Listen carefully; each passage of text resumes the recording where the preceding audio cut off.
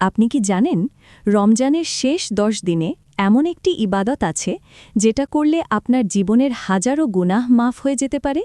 কিন্তু অবাক করা বিষয় হল অনেক মহিলা মনে করেন তাদের এতেকাফ নেই। কেউ বলেন ঘরে এতেকাফ করা যায় না, কেউ বলেন এটা শুধু পুরুষদের জন্য। কিন্তু প্রশ্ন হল রাসূল সাল্লাল্লাহু আলাইহি ওয়াসাল্লামের স্ত্রীগণ কি এতেকাফ করেছেন? আজ আমরা জানব কোরআন ও সহি হাদিসের আলোকে মহিলাদের এতেকাফের সত্যটা। ভিডিওটি শেষ পর্যন্ত দেখুন, কারণ শেষের দিকে আমি বলবো এতেকাফের একটি শক্তিশালী আমলের রুটিন যা আপনার জীবন বদলে দিতে পারে। একটি বাস্তব ঘটনা। একবার রমজানের শেষ 10 দিন চলছিল। ঢাকার এক সাধারণ মুসলিম পরিবারে একজন মহিলা খুব কষ্ট নিয়ে বললেন, আমি ছোটবেলা থেকে শুনেছি এতেকাফ করলে অনেক সোয়াব, কিন্তু আমি তো মহিলা, আমার কি এতেকাফ করার সুযোগ নেই? এই প্রশ্নটা শুধু তার না, বাংলাদেশে হাজার হাজার মহিলা একই প্রশ্ন করেন। কেউ সঠিক উত্তর পান, কেউ পান না। তাহলে আসল সত্যটা কি?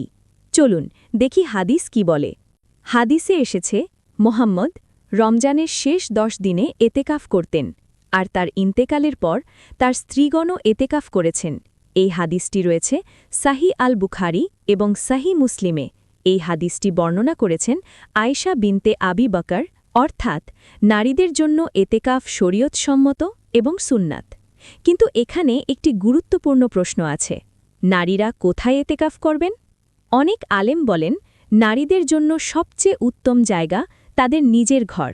যে জায়গায় তারা সাধারণত নামাজ পড়েন সেই জায়গাতেই তারা এতেকাফ করতে পারেন, কারণ ইসলাম নারীদের জন্য সহজ ও নিরাপদ ব্যবস্থা দিয়েছে। অর্থাৎ পুরুষরা মসজিদে এতেকাফ করেন আর নারীরা ঘরের নির্দিষ্ট স্থানে। কিন্তু এখানেই শেষ নয়। এখন প্রশ্ন, এতেকাফ শুরু করবেন কিভাবে? প্রথম নিয়ম, নিয়ত। রমজানের 20 তারিখ সূর্যাস্তের আগে আপনি মনে মনে নিয়ত করবেন, আমি আল্লাহর সন্তুষ্টির জন্য রমজানের শেষ 10 দিনের এতেকাফ করছি। দ্বিতীয় নিয়ম, একটি নির্দিষ্ট জায়গা ঠিক করা। সেই জায়গায় বসেই আপনি ইবাদত করবেন। তৃতীয় নিয়ম, অপ্রয়োজনীয় কথা ও কাজ থেকে দূরে থাকা, কারণ এতেকাফের মূল উদ্দেশ্য হল নিজেকে আল্লাহর কাছে সম্পূর্ণভাবে সমর্পণ করা। এখানে অনেকেই ভুল করেন। 1. প্রয়োজন ছাড়া এতেকাফের জায়গা ছেড়ে বের হওয়া। 2. স্বামী স্ত্রীর সহবাস। 3. মাসিক শুরু হওয়া। 4. ইচ্ছাকৃতভাবে এতেকাফ ভেঙে দেওয়া।